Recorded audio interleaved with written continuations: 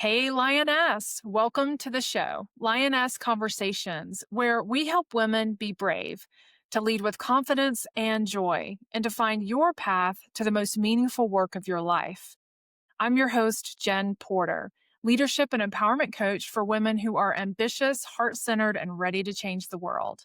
You can find out more about my work and the Lioness Community at jenportercoach.com. Today, we have a very special guest, Shawna Barlette. Shawna is a certified end-of-life doula and death literacy specialist whose life's work is to transform our relationship with death. With over 6 years of dedicated experience, Shawna compassionately guides individuals and their families through the great transition, providing essential support, resources, and education. As a true death walker, she is on a mission to normalize conversations about death and dying, helping us face our fears with clarity, love, and understanding. Shawna, welcome to the show. Thank you so much for inviting me. It's such an honor and privilege to be here and to be able to really bring that conversation and elevate that conversation. Absolutely. So I want to give a little backstory. I'm not sure anybody was expecting this to be the topic of today's episode, but it's such an essential one. And it's one that none of us escape. I mean, every one of us has experience with death, dying, loss, questions, uncertainty. And we've walked with others who have died. We have questioned what's going to happen when we die and how many days we have in this life. So it's always present, whether we're paying attention to it or not. And today is really about having the courage to really face it and look at it from different perspectives so that it loses some of that power that fear brings with the topic. But Shawna, you and I met recently, and we had the privilege of being in person together in a really sacred space. So I recently made a trip back home to North Carolina to visit my parents. My mom has transitioned into a a memory care facility, and I was going to visit her in that place for the first time, which was really, really a big deal for me. And, to see my dad living alone for the first time in his life. At the same time, what I didn't know was going to be happening was my best friend's mom was in the hospital, and we weren't sure how many days she would have left. And Cheryl, you were going to visit because you were supporting Cheryl and her mom in this phase of life as an end of life doula. And you had gotten connected to Cheryl recently, coincidentally through me, because I knew was interested in this topic, not even for her own self, but for a potential an exploration of, could she be someone like you? Could she take on those skills and serve families, individuals in this way? And that's how you is I Right. sent her your website, Yep. found it because you're based in North Carolina in Raleigh, and you made that trip from Raleigh to Winston-Salem to be with Cheryl and her mom. And that's where we congregated and met for the first time and found out how much we have in common, but had amazing conversation about really supporting Cheryl in the space of caring for her mom. Yeah, And had an amazing conversation. we did. And I'm still supporting her. Yeah. Yeah, I'm still supporting. And I will probably, I'm 100% sure that I will be supporting her all the way through to her transition as well and a little bit beyond. Uh-huh. Right. Because, and as you had said, when I first met Cheryl, it was hey, I'm looking for a mentor kind of reach out, right? And so I spent quite a bit of time on Zoom just talking through, here's what it takes, here's, just really kind of helping her solidify whether or not that was a path that she wanted to pursue. And as we started getting deeper and deeper in the conversation, she actually had another very close friend, I think, that is experiencing a very serious situation as well. And I helped her quite a bit with that. But as we were going through some of our Zoom calls, she suddenly said to me, my mother has stage 4 cancer. I'm on immediate timeout. Immediate timeout. We are going to abandon this conversation and I'm going to help you with this. I want you to be 100% present for what's coming, what's on the way. And so I transitioned from mentor to I'm your end of life doula. And it's a beautiful, beautiful place to be. Um, I'm with you. I think that there's so much fear that surrounds the topic of death, especially in our current society, the one that we occupy. Fear is really, I don't know, for lack of a better word, ego's last defense. It's what keeps us from crossing the road in front of a car. And so, fear of the unknown, that's huge. We don't know what happens. I don't know. I'm a death doula and I don't know. I couldn't tell you. All I do know, like you had said, is every one of us, on every single one of us, we're born, we live, and we die. And it's a very normal and natural part of our human experience right now. So, my whole what I wanna do is to help normalize that process and to support it and to witness it and to provide, like, that space. I like to hold space for people to just really experience probably, yes, very scary, but the most beautiful thing that they may ever experience. I remember you said that when we first met, that you called it beautiful, and I was like, Like, "Tell me what's more about that," because I'm a person who I'm open. It's like, I know how I see the world right now, and that's not it, but I know it's possible. So help me see from a different perspective. So what is that beauty about? I so we like we a lot of the doulas that I work with and know liken this just liken death to a birth experience. So you've got these two bookends, right? So you labor through birth, right? It's not easy. It's hard work. It's painful. It's scary. It's a lot of different emotions all coming in. You're changing from one thing to another. All of this is happening. And then you're handed a baby, hopefully, right? Your life changes right then, and that's a beautiful experience. Death is very similar. It has a labor process that we go through.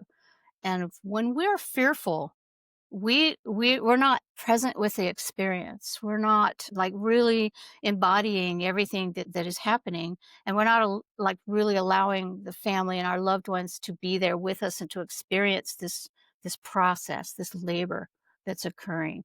So your body will begin to, it'll do a first it goes retrospective, you begin to think about your life. I want to really foster that, hold space for, let's really dial in on what am I about? What was my life about? What is my legacy? What am I leaving behind? What do I need to tell people? How am I going to be remembered, basically? And then as your body begins this labor transition towards the deathing process, it goes through a pretty normal kind of shutdown process. Not everybody does it exactly the same, but there's some universal ways that our body, just the same as when we go from being an amniotic fluid into breathing air, then we begin to shut our systems down and we go inside ourselves, right? And then when we transition, to me, that is just, I want to create space for that to be a beautiful moment. And it truly can be if you take that time ahead. I mean, like as you're going into it, to really let's just open this up and let's talk about it, because fear is what prevents us from talking about it I could definitely see that. If fear were not present, we could experience it completely differently. completely. If you take away fear, and fear is, boy, part of why I think I'm effective as a doula is I grew up in fear of retribution, fear of punishment, fear of rejection, just you name it. And I had all kinds of fear. And it wasn't until I was a younger adult, in my early 20s, that fear came knocking on my door really hard and made me sort of sit down and take a look at how do I approach fear, and how do I prevent fear from like ruling my life, right? Because fear can creep in and just Absolutely. paralyze you. And it robs us, and it can steal things. All Yeah. of the above. I mean, I think I had told you earlier, I had a hospitalization experience after a panic attack in downtown San Francisco, thinking I'm having a heart attack. I'm dying. I wasn't dying, but that led me down this like huge education, seeking out what in the world just happened. What is a panic attack? What is the physiological response? So there's a huge physiological response to fear, right? You epinephrine, adrenaline, all of these things that make you just sort of tense up. And in death, that tenseness prevents you from having a very gentle release. My goal is to get you nice Person and dying. relaxed. Yes. Yeah. And so when you're tense like that, like I'm fearful, I'm afraid, I'm scared, I don't know what's happening, my body hurts, this hurts, that. When you're there, you're not present, right? You're inside yourself, Mm. trying to address all this fear. When you can relax, and I use lots of different complementary techniques to get you to relax, right? Just let's just dial it down. You might have witnessed some of that while we were visiting. Kind of let's just bring it down because I want that person to find that space using my I just compassionately will give you I will hold space for you to find that because it's sort of this like it's this ancestral thing. It's not something that we invented. We did not invent death in this, right? This is all of us forever, right? So I want to try to bring sort of that, some ritual in, some soul side in there, not just for your body, but for the energy essence that's within people, right? Let's get to that. Death is like the most level playing field you'll ever find. Doesn't care who you are, right? It does not. Doesn't matter. So it's not going to be like, oh, I'm going to take all these cool things with me. Now let's get down to just your soul essence and what are you believing? What do you think is going to happen? Because I'm going to help you find that. Hmm. That's what I do. What I observed is that you were, when we were in the hospital room with Cheryl's mom, who I love dearly because we grew up together, I know you do. Yeah, same I dirt know you road, do. our parents, not same dirt road. And we've known each other, since we were both about 3 years old. And so I've known her, I love her mom. Hmm. Her mom is an extension of her. I mean, it's just, Yeah. She's a it's, wonderful lady. Yeah. yes. What I observed is that you were affirming and validating and getting curious about how Fran was, what she was thinking, what she was feeling, and affirming that. And now liken it to what I do in coaching. Same Hmm. thing. It's It's the same thing. you. And I'm affirming this experience that you're having, and I'm getting curious about you and it so that you can stay present to it. Hmm. So that It because yeah. you is like, we just try to push things aside. I don't wanna look at it. I don't Mhm. want it. But to give it that space and that breath to say, "No, we're here. I wanna Just hear what." let it blossom. Yeah. It's absolutely true, and I think that the difference between, like, maybe you and I well, maybe not you, but most people, and especially families, especially loved ones, is that their own personal fear and belief system is what keeps them from doing this. Totally. I'm not going in there, I'm not gonna talk about death and dying, right?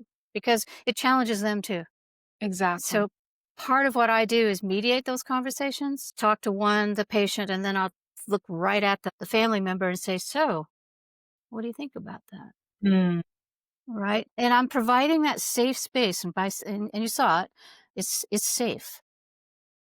And I'm like you, I'm very skilled in listening. I have spent a year answering the suicide prevention hotline and got some pretty serious training on listening skills doing that. And so I bring all of that, like you do, to the party.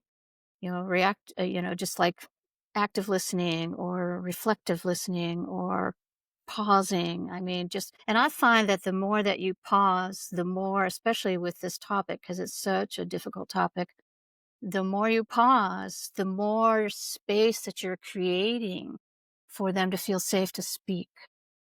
Tell me what your fear is. And I wanna pause on that point, speaking of pause. And by the way, pause is one of the most effective things in coaching too.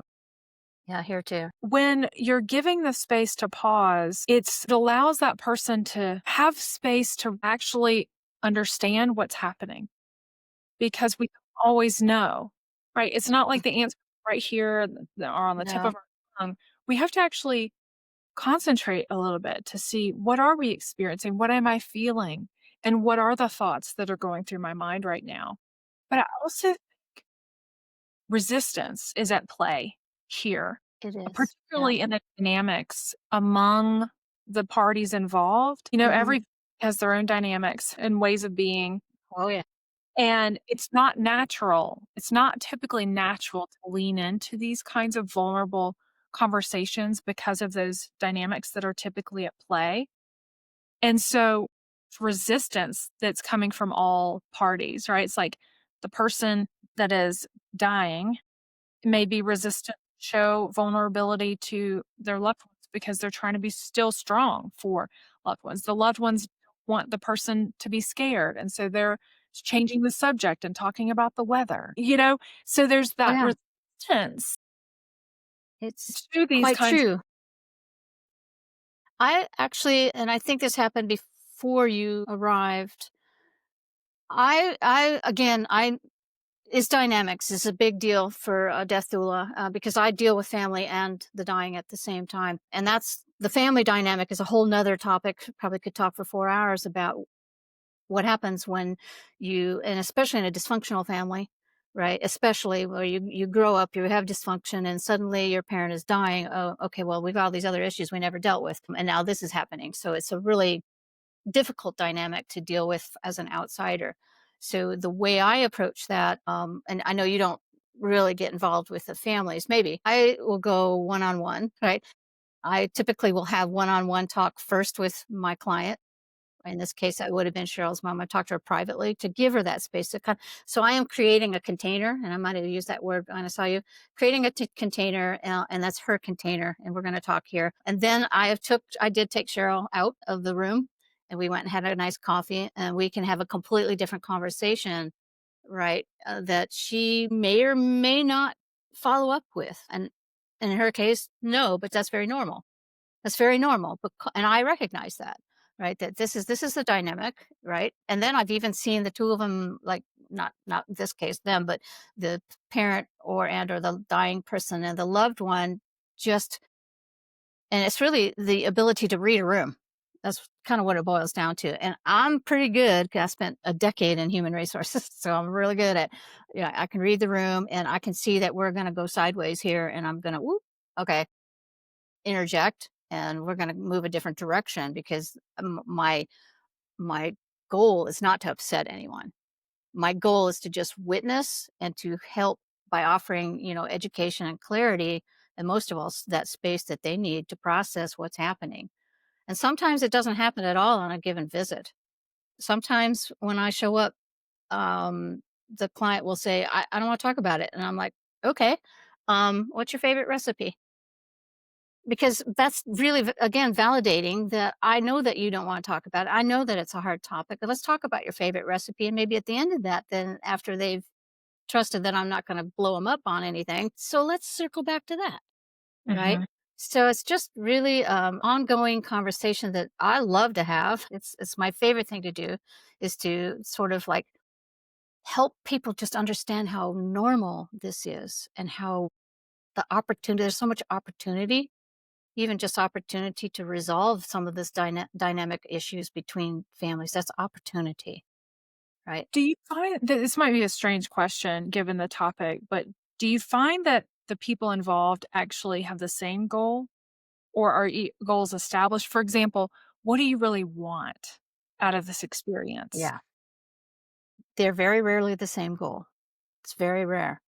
And it's Yeah. because everybody's bringing a different set of values and morals and ethics and fears to the party. So it's like inviting a bunch of strangers to a big party. That's not my focus. This is so if you've been on my website, you saw, the scene of death is a sacred place. It's a doula's job to protect it. My focus is on finding out what does that person, my client, the patient, the one who's dying, what do you want? And Mhm. it's my job to make sure that you get what you want. Okay. I can't tell you how many times, and it happens almost all the time, where there's a difference, a disconnect between what that patient wants and what the kids want. Almost always. What is that? Almost always. Well, I'll give you an example. Yeah, I'll give you a couple of examples. So, one of the biggest ones was I did a session with my patient, and we went through, as they start to talk, I start to find out more. What do you want? Do you want to be buried? Do you want to be cremated? Do you want to have a service? Do you want flowers? Where do you want to be when you die? Do you want the lights on? Do you want the lights off? Do you want candles? Do you want people flowing in, right? Or do you want just one or two? So those are the kinds of questions and things that I'm trying to find out so that I can honor their wishes when they no longer can speak for themselves. And so I had this conversation. I had all this stuff written down, and I get on a Zoom call with the two daughters who are like this. with each So other? they, with each other, they had a dynamic that was just unresolved childhood issues that they carried into adulthood, right? And I was like, okay, this is not going to be easy. And it wasn't easy. And as I'm talking through all this, one of them was like, yeah, yeah, it sounds great. This is what we're going to do. And the other one is like, I don't believe you. I'm like, really taken back. What do you mean you don't believe me? I don't think she said any of that. She's very religious. She always went to church. She's saying all these things, right? And I'm like looking at my paper going, can I just fax this to you? Because that's not what she said. Yeah. I just think you're putting words in her mouth. I mean, really was challenging me. Just And I trust. said, yeah. And I just really said, you know what? I don't make any of this stuff up. That's not who I am. I'm not here to write down a bunch of things and make it up and then try to sell it to you guys. I'm here to, and I'm like feeling like I'm having to explain, what does a death doula do? Right. To this day, is still doesn't think that that's what she wanted, but it's like that's the sort of thing that can happen. It's really, and for me, it's like I want to be able to, so you can kind of see what I want to do. I want to be able to get to a place where I have that conversation and I know what that person, their deepest desires are, and I try to make that happen. And then I end up with like kids, usually kids, not so much a spouse. I haven't seen it so much with a spouse because they like know this person, right? They really know them. It's a different dynamic with a kid saying, usually an adult, like, no, I'm not going to do that, right? So it's like a big one if somebody says, I want to be cremated, and the kids say, well, I'm going to violate that and I'm going to bury her. Mm. I have a problem with that, right? I have a problem with that. That's not what they said, right? So that's the kind of thing that that's part of bringing clarity into sort of that death experience. So it behooves me, just like you, to get them to trust me enough to be able to reveal this to me in a way that's, what they want. So there's, it's like, what do you wish to have happen? And I even start a conversation like that by saying some crazy things, but make them feel like we can have fun here. Like, hey, do you want to be on the beach? Because I will drive you there, right? And they're like, really? So it's you have to kind of like I try to bring humor in, I try to bring stories, and I try to make it sound so ridiculous that I'm willing to do that for you, right? Yeah. If you tell me you want to lock the door and no one comes in here but one person, then I'm going to stand at the door like this, and you're not coming in. And they trust that I'm telling the truth. You're very protective of. I'm very protective of them first. Family second, them first. That's my job. And that's what I think. The word doula, and you might have looked at this, it's actually a Greek word. And it comes from a doula word. It's like a Greek word that means a woman who serves, right? It's ancient. It has existed in various forms throughout all history and all cultures. There's almost always been a woman, in rare cases, a man, who really do support and walk people to a transition. Been there forever. And that's kind of what I feel like we need to bring back into our society. Mhm. We went sideways during the Civil War. That's when we went sideways. We stopped doing that. We stopped, having people, our grandparents, we had multi-generational households. Yes. People were born, lived, and died in that house. You were probably laid out on the dining room table. In fact, Cheryl's mom gave me a story just like that, With just like her. that, with someone in her family that she remembered. And I'm like, Wow. you're the first person I know that has said that. The first person where somebody was laid out in the house. I'm like, It's that's where I want to go. generations. Yeah, that's where I want to go. So yeah, I'm kind of on a little bit of a mission, an education mission of, help. I want to help people mission, but I also feel like we need to bring a lot of that personal care and that compassion back to normalize this process that we will all see. People have compared, they've called me a doula just in the coaching space. I've also studied spiritual direction where Hmm.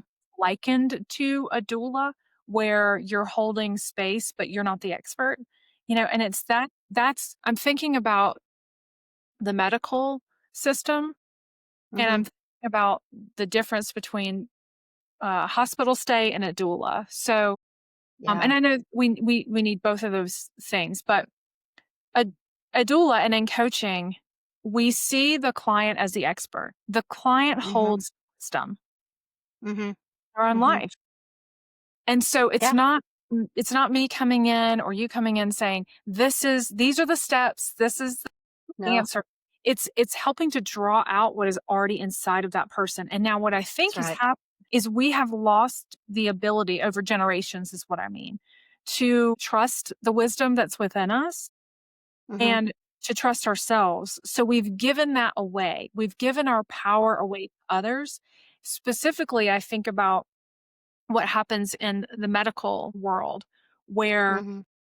we just listen to the doctor tells us, and then there is a treatment and we submit ourselves to a treatment. Mhm. A doula looks at, like in a birthing doula, they look at the Mhm. mom. You hold the wisdom for this entire Mhm. this baby That's right. holds, you know, Mhm. this eternal wisdom, this ancient wisdom is within this little baby who hasn't even been born Yeah. yet. This baby Yeah. knows what to do. Yeah. This mom knows what to do. She needs to Yeah. be strengthened and encouraged and empowered in her own being to know that she's what it takes to deliver Yeah. this baby. This baby is gonna come out knowing what it needs to do. And I will add, just to close that loop, our body knows what to do to die. There's no mystery. Our body knows what to do. And if we just let it do and create that space for that to happen, that's what I mean by a beautiful transition. We know what to do. You're right. We give up so much power. And like I said, I think the Civil War started that. Men started to die a long way from home, and mamas wanted them back. And there were some people in the world that branded themselves undertakers and then later funeral directors. Well, I can accomplish that. I can embalm your baby and I can send your baby home. And Oh, that's is what that started that. where embalming began? That's where embalming began in the United States. Obviously, there was embalming done in Egypt, right? There were different cultures that have done that, but in the United States, that's when it became sort of this like a medically universally accepted kind of way of preserving a body to transport it back home for a burial. You know, my husband and I want a natural burial. Mhm. And it's really his thing that now I'm like, yeah, dust to dust. But it's I literally just researched last week where that's possible because it's hard to find. Now there are 3 places You can call me and I'll give you all the details later. yeah, but there are 3 places in Colorado where that's possible, and I'm Mhm. curious what all of that involves, but it's way more natural than being pumped full of fluids. Well, and that's bad for the I mean, it's bad for the environment, it's bad for you. They call it a green burial, just so you know. And I do tell people, and this is part of what I work with people. I know about 10 different ways to dispose of a body, right? Including I know it's like crazy. I know all these things, but and I lay that out for people. I actually do because I feel like we are missing choice. So to continue my story is once we got funeral directors sort of like, this is what we do. There was a period of time, I think it was around like the Victorian era, where the funeral directors, I won't say bad things, but I can think bad things, began to really protect their own business model by telling people, there's a lot of disease in bodies, and you don't want to do that, and it's bad, and let us take care of it. And so they started, I think, that natural that fear progression, like, whoa, what, right, right. And so Being a people here today being afraid of a body, and I'm like, are you kidding me? Because I have a lot of people who've asked me, so what's going to happen when I walk back in the room? And I'm like, so they're going to look like they're sleeping. Right? And nothing's going to happen. And I did counsel Cheryl on this, nothing for at least 4 hours before the first real physical sign of anything happening. So it's like nothing's gonna it's not a bad thing. It's a pretty much a okay thing. But I do tell people that or I see people that once somebody has died, oh my gosh, they're only aware of we're gonna bury them or cremate them. That's all they're aware of. right. Okay, so in cremation, you actually have 2 kinds. There's fire cremation and water cremation called aquamation, which is better for the environment and better for you. Same process, same result, right? It's still everything's the same. So I can give all that information to people as part of, and I'm mostly to the families and as part of what I'm trying to accomplish when I'm, have an engagement with somebody. This is what I want them to know, right? And then they can make that decision. Like you said, they hold the wisdom. It's their wisdom, not mine. I'm just the person who's going to bring the education to the party. I've even worked with a family who's like a Black family, right? And they're very, very, very I love their celebration of life. I love it. It's really fantastic. But well, we have to call the same funeral director that my grandma used and my great grandma, and they're friends of the family. And I'm like, okay, so how much did that cost? Right? Well, we had to get a loan because it was $15,000 that happened. I had another woman who was from Pakistan, and her and her husband were there when mom was dying, and they said, well, we were told that we had to go to this particular funeral home. We were told that. And I'm like, I don't know who told you that, but let's step out in the hall and have a conversation, right? Because they're like, well, we can't afford that. And I'm like, so let's have a conversation. I'm going to give you all the options. Here's all your options, right? Names, addresses, phone numbers, right? You don't have to. Again, I don't know if I think it's fear. I really think it's like, oh, I don't know what to do. I don't want to talk about it. It's like, oh, Well, we're let's not just do equipped. what everybody else has done, right? We just don't know.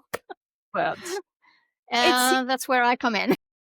it seems like, Shawna, you help with logistics, like literal Yep. decision Yep. making, but how do you help with you must help with the emotional piece too. Definitely. Yeah, it's I think what's the word I'm looking for? The best word I have is presence and compassion. I mean, and I don't need to say anything. And another big thing that I'm big on, I did want to mention this today, is, and I can do it right now, is touch. Amazing what touch does. It's absolutely amazing. I did find out I worked for hospice for 2 years. And because they have, like the medical world, they have rules, they have regulations. That's Yeah. okay. I mean, we need them for certain things, right? But for death, no. I'm like a normal death. I want to check them out of the hospital and take them home. I was Yeah. so wanting my Cheryl's mom to let's get her out of here. Yeah. Yeah. Let's get her home. But what I did find working with them, and I have gone through an evaluation with somebody, as a doula, I was evaluated, and she was blown away. She's like, "Oh my God, you touch them." Of course I do. Yeah. They can't. Well, and you see, I will. That's the first thing I do. I want to touch you. I want to hold your hand. I want you to feel safe and loved and cared about, right? And then I will even bring children that are standing at the doorway. Come closer, all right? Let's start. Let's start that movement back towards normalization of death and dying. Let's Yeah. start right now. Let's Yes. start with you, right? Because then they will grow up and they won't be the ones that are going to stand at the back of the church going, I can't even look in a casket. No, they're not going to be that. They're gonna be the ones that are gonna be celebrating that person's life. That's what I'm here for. That's my life purpose, to just touch one person at a time. So it's touch, presence, and compassion, and the rest of it is, yeah, I help with all that other stuff because 'cause I've got a big background in that. What do you do when a client, meaning the person who's dying, says to you, "I'm terrified." Well, first of all, just like you, I'm gonna wanna talk about it, right? I had a client I was with her for a year, a stage 4 cancer client. And that whole year, when I say we talked about recipes, we talked about recipes. She had worked as a orderly in a hospital her whole life and felt like she had no worth and no value. My life was nothing. I just emptied bedpans my whole life. So I Oh my spent a goodness. year and when I was done with her, believe me, she was queen of the May. Like, I'm the most incredible person in the world. Of course you are, right? Because you existed, right? I mean, you were here. So I was, able to get her there, but she was still terrified of death. And she had a really heavy religion, really heavy, which came to play at the end. But she went all the way up to the last week, and then she didn't wanna talk about it, don't wanna talk about it. And I don't make them talk about it, I really don't. I'm not, "Okay, you have to tell me why you're afraid." I don't, right? Because it's their experience, not mine, right? Like you said, they're the experts, and if they don't wanna talk about it, it's okay, but I want them to know that I'm here, right? I'm here. And I asked her, "Do you want me to be here when you die?" And I use real words because this is the real world. Yeah. "Do you want me here when you die?" And she said, "Yes." Okay. So the day before she died, it was the day before, after a year of working with her. She knew me well, I knew her well. She's like, "Come closer." So I get right up to her. She goes, "S-" and I was like, "You don't need to be afraid. I'm here with you. I promised you I'd be here. We don't need to have a conversation about why are you afraid. I can see that you're afraid." That happened with Cheryl's mom. You might have been there. Her forehead furrowed, and I said something, and I just massaged her forehead. I said, "I can see that there's something going on. Like, I can see that in your face, and let's just relax a little bit." And I just wanted to, again, just bring her to a space where if she wants to talk about it, I'm all ears. If she doesn't, I love you anyway. I'm here for you. So, I don't know if that answered the question. Yeah, I do remember that moment, Yeah, we and had a moment. I'm gonna get permission from Cheryl before we share any of this Yeah, I thought about that. I thought, "Oh, she's gonna hear some things that." before so she can give permission. But I remember the fear she was able to name the fear, her mom, and it wasn't about her, It wasn't about the others that were she was leaving the behind. ones I'm leaving behind, and it was really hyper focused on one of them because I actually questioned her about that at house. So I'm aware that you're going to need to ask for permission, but I will also say, because I thought this through too, and this is how I run my practice, we're not using full names here or locations. Well, I think you did, but it's pretty anonymous. Yeah, and I it'll talk be about all my clients. one of my greatest values is honoring people, and Mhm. so I'll have her listen to it so she gets to be empowered to decide Yeah, I what she think it's important. would. Yeah, she's learning too, but I really, and you heard me tell her this at the table, want her to be present for this and not even think about the others. She'll definitely will absorb. She told me that. She says, "I'm absorbing," and I said, "I know you are." You know, one of the things that I walked away from our conversation feeling was way more peace, Mhm, just to know that a resource like you exists in the world, mhm, truly. mhm. Because when we go through anything hard, knowing the resources that are available to us Yeah, is so empowering. And I always thought it's death is something that can be terrifying. Like when I think about losing my people, it can be really terrible. And it's something that we have to go through on our own, and then we have to figure out how to grieve. mm, And so yeah, what? And I know I interviewed the grief gal, Rachel Tenpenny McGonigal, and beautiful work that she does. There's a mhm, podcast episode with her that's incredible. But that's after. That's the loss. That's after. And so what you felt then was there's someone that is equipped that can actually walk with me through process when I'm in that place of navigating someone that I love dying. mhm. And that was They so should, yeah. reassuring. It was like, "Oh my gosh." It's powerful. That's very powerful, and no one should walk alone. And I will walk that path with people, and sometimes I actually, during active dying process, we will go on a imaginary walk. Actually, will take you on a walk with me. Like, let's go for a walk, and we're What gonna is that? walk into the forest. So I'm just talking to them because hearing is the last sense to go. The Hmm. person is usually comatose, but I'm very aware that they hear me very, Can they very, just very feel well. touch, right? Can they usually Sorry. still feel can they usually still feel touch? I believe that they can. These are my beliefs. I don't have empirical proof of that, and I don't think there's empirical proof that people hear. But I've had enough experiences with people that have been sort of unresponsive and comatose. Where I had one woman who was comatose that enjoyed listening to Elvis Presley music, so I would play Elvis Presley music on this cute little speaker, and I'm looking at it, her little feet were going like this, and I'm like, "Yeah, don't ever tell me that you can't hear," right? Because I don't believe that, right? I believe you can. So I'm gonna touch, so I'm gonna hold their hand, and I'm gonna tell them because they are transitioning at that moment, "Let's go on a nice walk." And I'm telling this big, long story about, "Okay, there's a path that we can take. Let's go. Oh, maybe there's a bench up there. Let's take a sit for a minute here and just kind of smell. Do you hear the bird? Oh, look, and there's a squirrel. So we'll take this really long walk, right, out for, a 20-minute conversation that I'm having with them and then bring them back. And I can see the peace on them. I can see it, right? Because the facial muscles will all just start to kind of relax, right? You can sense it, you can feel it. And then most often, that's what gets beautiful for me. It's really satisfying to actually help someone do this. And then they will just very quietly exit the world, exit their body. They'll just leave their body. And it's just like, wow. It's a powerful, powerful moment. Super, super sacred. So privileged and honored to be that person. I want to emphasize this point for people that are listening that it is possible to navigate that phase with peace. It is possible to go into these conversations and experiences without fear. It is It is. possible. And to go It's in with possible. love. I mean, isn't that what Love. we're Hmm. carrying? I And mean, just carry that's the love in the room, carry that's the love whole thing. into the words we share. Just All love. of it. All of it. That's my middle name, compassion. It's just compassion. It's non-judgment.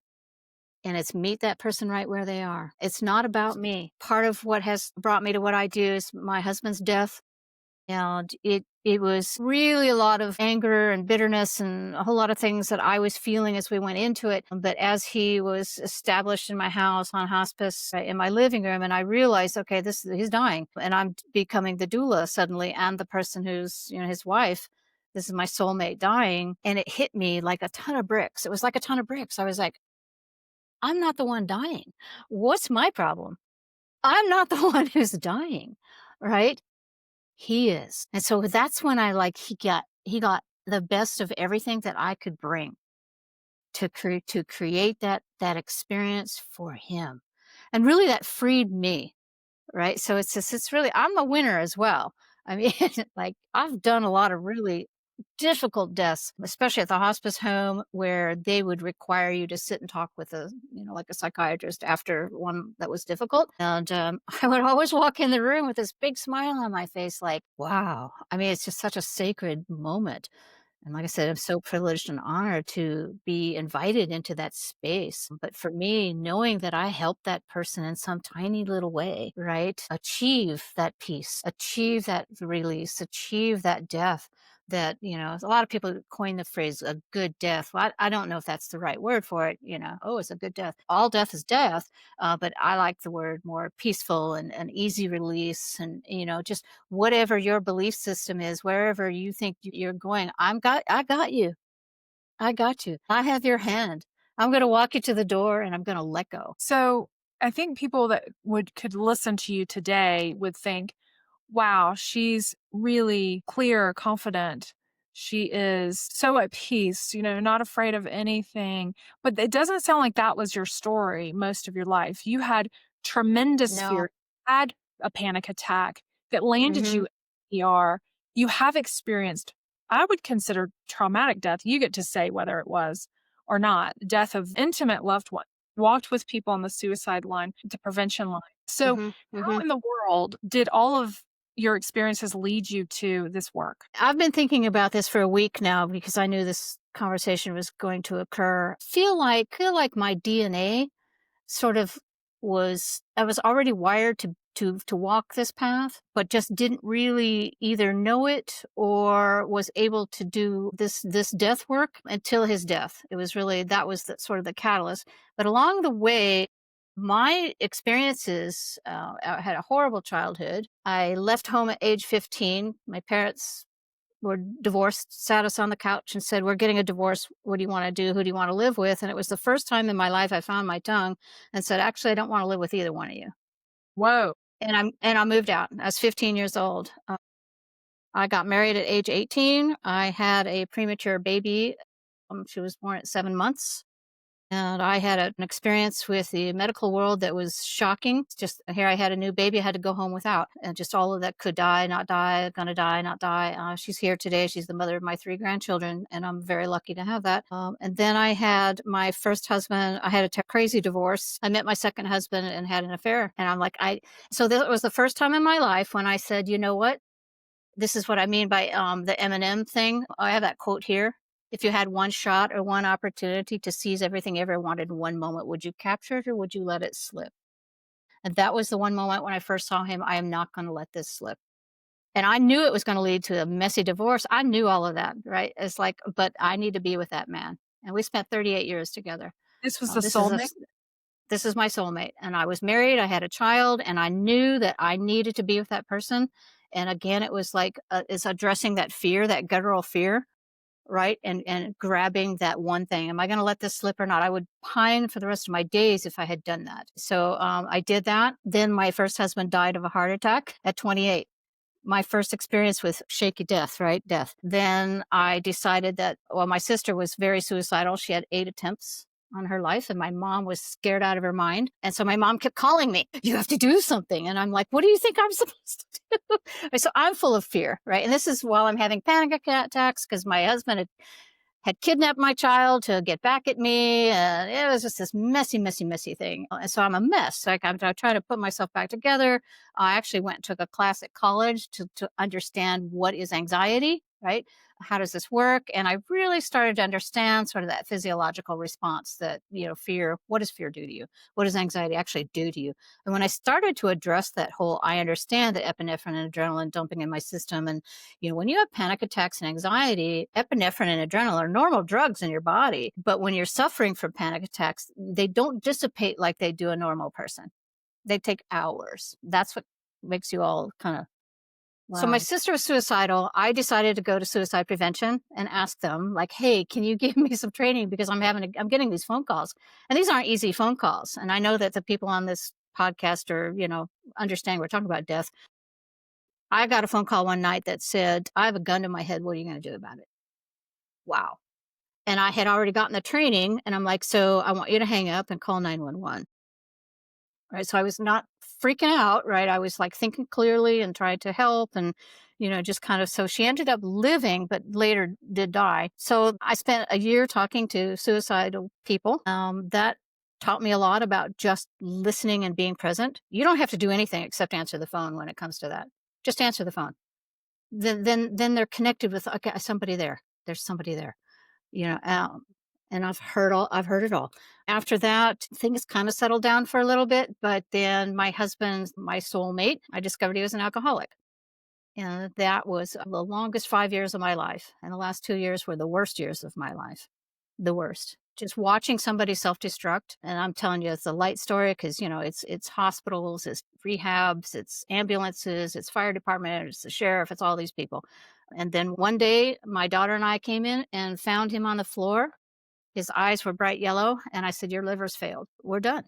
Like, I mean, just like that. It's like, you're done. And we took him down to the hospital here, and the doctor comes out and starts giving me a whole line of crap, this medical crap. It's like, oh, we can save him. We can get him on the transplant list. And I'm like, he's an alcoholic. He's not eligible for a transplant. Okay. I want a hospice worker standing in front of me in the next 5 minutes. And they sent one in 3 minutes. And I said, I'm checking him out, AMA. I checked him out, took him home. He died 6 days later in my living room. And one of the hospice nurses had given me their badge. And I remember this very clearly.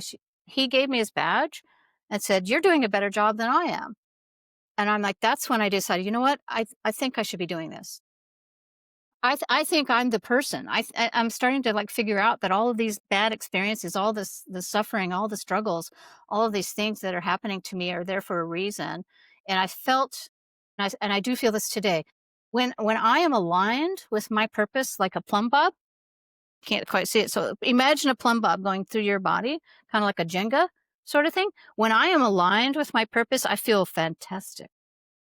When I'm not, when something's out, something's out. Something doesn't feel right. So the more I like, okay, should be doing this. I should be doing this. The more I got to my life purpose. So I'm fully engaged in life purpose on purpose because now I realize that everything in my life that has happened to me supports that and pointed the way on the path. Right. So I draw on all of these experiences, right? And that's what gave me, I'm not afraid of anything now because the other shoe's already dropped in my life many times. And after my husband died, But when sorry, was the shift where you moved away from fear and more toward peace, I Iron suppose? Man, Iron Man. Yeah. Okay, tell me Iron about Man. Wow. I had a dream 10 years before Iron Man, an actual dream. And I'm thinking, what was that about? And I had never been to Hawaii. so people understand Iron Man. Iron Man is a Iron race. Man. It's a race, it's a triathlon. It consists of 3 pieces, and you don't get any breaks in between them. A lot of people misunderstand this. It's a 2.5-mile open ocean swim. I'm out in the ocean for 2.5 miles. Then you get out of the water, you get on a bicycle, and you ride for 112 miles out in the lava field. And then you get back and you run a marathon, 26. right? 0.2 miles. It's 140.6 miles altogether. Okay. It's just I a just wanted huge. to It's huge. Iron Yeah. Man it. So Yeah. you had a dream. I had a dream that, and I wasn't quite sure what it was about. It's just, it was kind of weird. It's like a lot of people trying to help me do this really big deal. And I was like, I wonder what that is. And then my husband and I went to Hawaii for a vacation. First time I'd ever been there. And it happened to be during the Ironman competition. So I'm standing on the corner watching all of this. And I'm like, that's what the dream is about. And I remember like these triathletes, the pros, just kind of blowing by me and dripping sweat on me. And I'm thinking, oh man, let's preserve this shirt. It was just so like, wow. It was wow. It was like, I need to do this. Like, I need to do this at all costs, whatever it is. Oh, wait a minute. I don't know how to swim. That was my first problem. I'm water phobic. Like, I was totally scared to death of water. I didn't own a bicycle. I was a runner. So I was already a runner. I'm like, I can do that. Right. I got to go learn how to swim. So I went back to California. We were living there and I hired a woman to teach me how to swim. A friend of mine teaches disabled children how to swim. And I'm like, you're it, because I don't want to be in public. I'm terrified. I'm like this 40-year-old. At that time, I was 40. And I'm like, I'm terrified. I don't want anyone to see this big person, adult, like, freaking out, crying in the pool, right? So she sticks me in this pool all by myself. And I'm standing up to water up to here. And she goes, are you okay? And I'm like, again, fear. I'm like, I'm going to confront it right here, right now. I'm like, yeah, I'm fine. I'm terrified. I'm just not crying.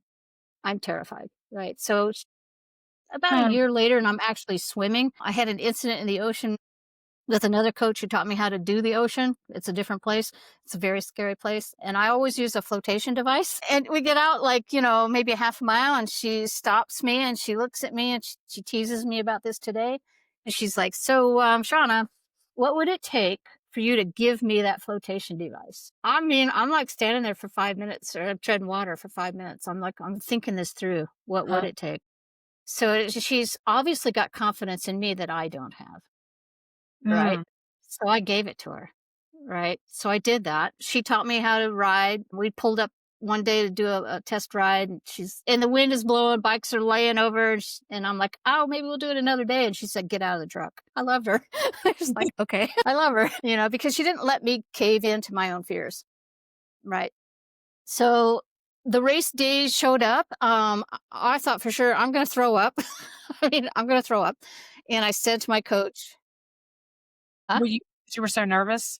You I thought you was threw so nervous. I was really nervous. I mean, because you never put all 3 pieces together in training, because not possible. it's a big deal, right? So I was very nervous, and I had no idea what to expect. No expectations whatsoever. I just know this is going to be a long day.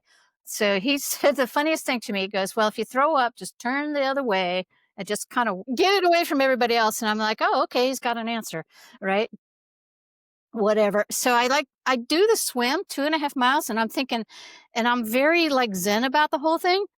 Every stroke, I feel great. I am doing fine, right? Just to get myself through it. When I got out of the water, I go into the changing tent, and the lady who's helping me, she's like, and I'm just blah, blah, blah, blah, blah about the swim, because I couldn't swim. I had overcome this fear of water, right? Look at me. I can swim 2.5 miles in the ocean. Oh my God. She goes, shut up. Stop swimming and start biking. So she taught me the power of presence right there with that one single statement, be present. You're on the bike now.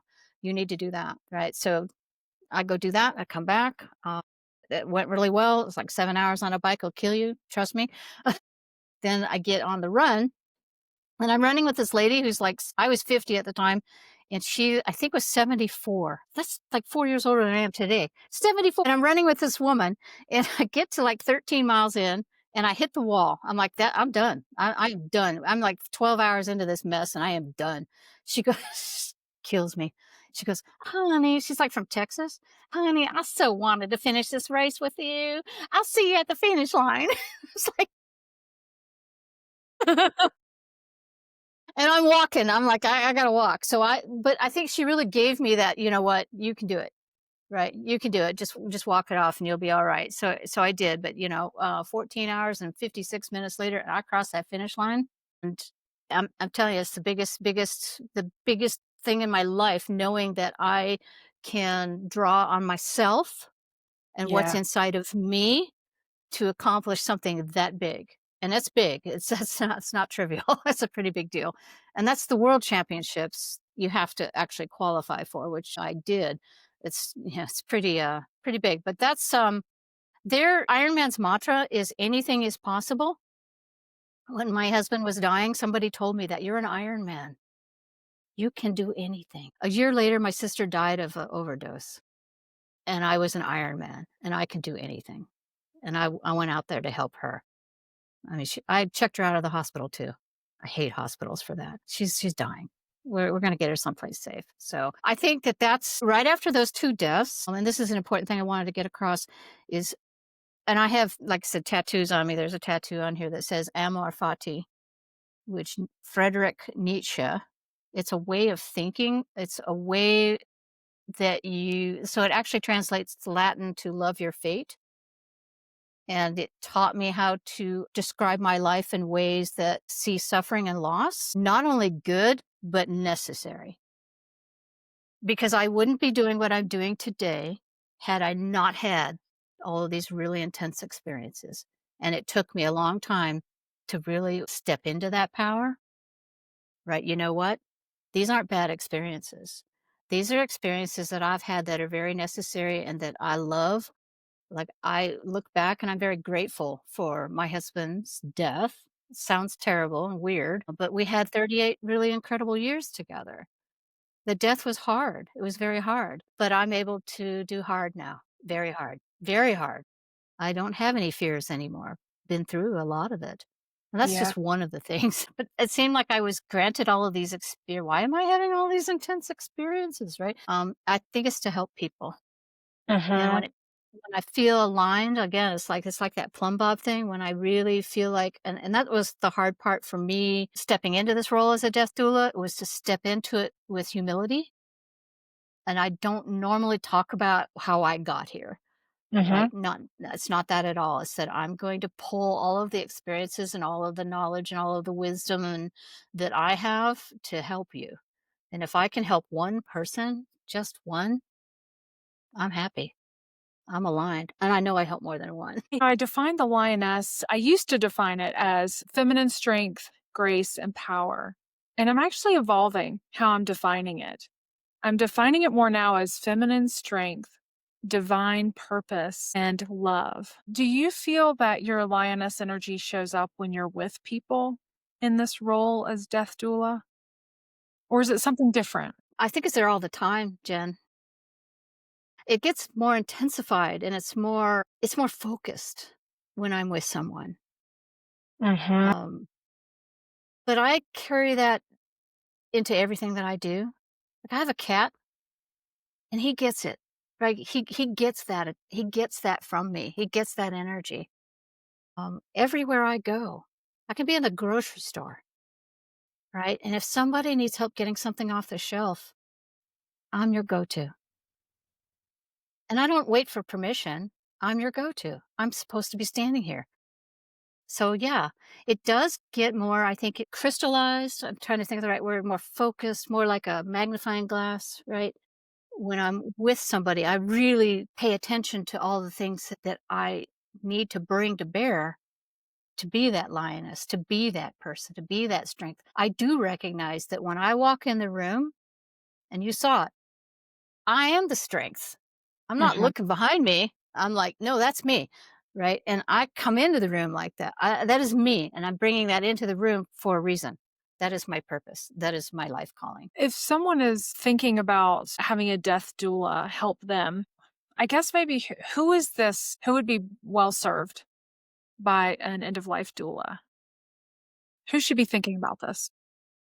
Everyone, everyone. I'm gonna tell you a little story to bring that home. I did a presentation at a library about death doula, about the doula heart. So what do we do? It was called Myths and Mysteries, right? Because there's so many myths and mysteries surrounding this. And at the end, I had a young lady, I think she's around 23 years old, stand up. She's like, "So I don't understand why I would why I need to be here. I don't know why I would need to have advanced directives or a power of attorney, which I do. It's part of what I do." And I asked her, like, "So you're on your way home tonight and you're involved in a traumatic car accident and they take you to the hospital and you're not able to speak for yourself." And she's like, "Yeah, yeah, yeah." I said, "Do your parents know what you want?" "No. That's why you need to talk to me." So you could be 20 years old. Mhm. And yeah, let's start the conversation early. When I'm working with somebody who actually is dying, I want to work with the families because they're all hearing it too. They're hearing the same thing. For somebody who's like traditionally like, "Oh, I need an end of life doula," you want a doula long before you want to talk to hospice. And some people don't elect hospice. I'd say the most optimum time would be you just got a terminal illness diagnosis. Mm, Now what? Because it brings up so if you're asking yourself the now what question, oh my God, yeah. somebody says to a doctor says, "Get your affairs in order." What does that mean? Call me. I'll help you figure out what that means. So someone who would be the client, but also what about a family member who has a loved one who is dying or they're starting to get fearful and that they may only have a few years left? Most of the time, I'm approached by the family. Most of the time, that's Okay. who's reaching out. Yeah, and they either have heard mom or dad come home or their loved one and say, "I have a terminal diagnosis. I think I'm dying," or "You look like you're dying." So for some reason, it's in your head. Suddenly, somebody's dying here. They're the ones that are kind of secretly. It's really weird. Not weird. It's just interesting to me. Humans are very interesting. They're the ones sending me a message, right? "Oh, can we talk?" Of Yeah. course we can. Right. You're Absolutely. to anybody or do you cover Anybody. the area? I have actually been a doula for someone in Florida and someone in Tucson, Arizona. I have friends in Tucson, so I was able to fly out and combine trips, but a lot of that work is done via Zoom. It's not the same. I can't touch you. I can't give you a big hug, but I can support you. The one in Florida, they actually, it says so on my website. If you give me an airline ticket, I'm there. Probably sleep on your couch or something. I went down to Florida, I think three, 4 times before she actually died to help. And I helped her dog die because she was dying. It was really sad. That was hard. So I'm a pet doula at the same time. I've done 3 dog deaths. 2 of them, and this is interesting, 2 dogs died during my client's deathing process, and I was there for both. The first one, the lady was in the hospital. I took the dog to the vet, right? And after talking to her, "Here's what I'm gonna do for you," and took back some pictures and photos and stuff for her and made Yeah. sure that we had a comfortable death. The second one, the one who was so afraid of dying, her dog, we put the dog down in her bedroom. So we had them come, we put the dog down, dying of same exact diagnosis. It was so ironic. Bone cancer again, like the dog is dying of bone cancer. It's just like, can't believe this is happening. But after the dog died, so the dog was on the floor and my patient was in the bed. She's like, "I don't believe it. Like, I don't know what's happened." So the vet and I picked the dog up and put it on the bed. So it's real. Okay. This is real. Here. So, yeah, I've done 3 of those. So, yeah, it doesn't matter if you're an animal, a child, a human, and I talk to children as well as part of this process. We'll help them walk through, what are your fears? Like, what are you feeling? I've got a couple of books that I work through with kids, so it's kind of Okay. everybody. It's everybody. And the Doula Hearts, is that the website? Yes, the doula www.thedoulahearts.com, The Doula Hearts. Okay. and Yeah. it's educational in design. Mhm. It's designed to be educational for all those people that, if you're too afraid to talk to me, just read it. It's got a Uh-huh. lot of more buttons on it. I wanna know more about this, Yeah. right? And you're trained as a doula and so there's like you across the country, the world, I'm assuming. It's an international thing, and if people actually want more information, there's 2 organizations. One is NEDA, NEDA, which is Okay. the National End of Life Doula Association. And then there's another one called INELDA, INELDA, that's the International End of Life Doula Association. So it's a worldwide group of people, not just women, that this is what we do. Like I said, it's so awesome to watch this sort of rise up again, right? And just really because we've always had it, but now it's beginning to gain popularity and people are hearing about it and oh, what is that? And what do you do? And all of the fun things. So I would yeah. imagine people listening that are curious and wanna be more, informed and empowered and equipped for whenever a need arises in their life because multiple needs will arise Hmm. over across our lifetimes. They can hear this from the standpoint and reach out to research more from the standpoint of, "I need help. My loved one needs help. My friend needs help."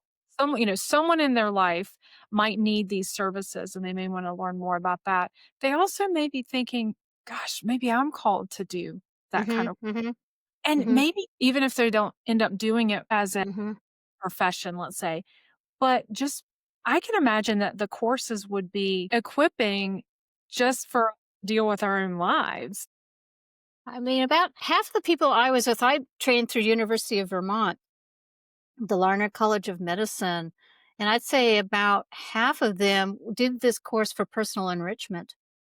Yeah. So yeah, just personal enrichment. Some were just like, I just want to know about it. And it's great because it's very introspective. It really does teach you a lot about you, right? How they don't tell you how to be a death doula. I feel like that's kind of innate, right? You're kind of wired for that, but they do teach you about you. And then there were people who were like they were chaplains. A lot of clergy do this so that they can, be more equipped. So it's typically, I think, the people that are the go-to people for when we are scared like, who would you talk to? Well, I'm gonna go talk to my minister. Well, he Yeah. may be trained. He might be trained. I mentor people. That's how I know Cheryl, right? Yeah. We wouldn't know each other. I just met with another woman last week, just to kind of sometimes it pans out, and most a lot of times it's like, oh wow, okay, thanks for giving me all that information. Not what I'm looking for, and that's fine because I my job is just educate people. Yeah. Hey, do you have and I loved how Cheryl's mom said this, and you'll have to get permission because she did say this. She's just like, she has the heart for this. And she looked right at her and said, "You can do this." Like, and that was the first time I met before you were there. Yeah. You can do this. My daughter has the heart for this. And she does. She She does. does. But I want her to be there right now for mom. Yeah. Yeah. So And she it's does just beautifully such a and one. Yeah, I miraculous. talked to her. I just talked to her. So yeah, it's going to be, that one's going to be, it's going to be amazing. It Yeah. really is. And I think a lot of that is because they have the support, right? That I think we all need and deserve. We all Yes. deserve that. I mean, yeah. Thank you, Yeah. Shawna. Thank you Well, thank for you. me to this work and just everything that you pour into being there for individuals and families, the dying and those that are supporting those who are dying and normalizing death and dying. We realize we don't have to be afraid. We can talk about these things and we can have peace about the whole We can. It's really We amazing. can. Yeah, it is. I Go just gonna go ahead, tell me. I'm gonna close with one of my favorite quotes. Okay. It's a Mary Oliver quote. She's a poet that I just adore. She said, "Someone I loved once gave me a box full of darkness. It took me years to understand that this too is a gift."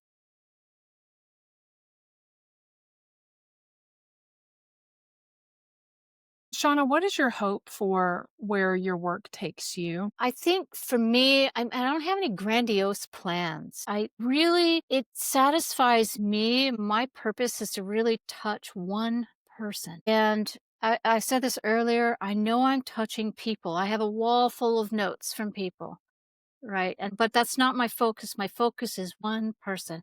So if one person that listens to this today is touched, I've achieved my goal. Yeah. Yeah. That's good. That's good. It's good work. We do it for the one. We do it for one Yeah. and then the next one. Yep. Yep. Yeah.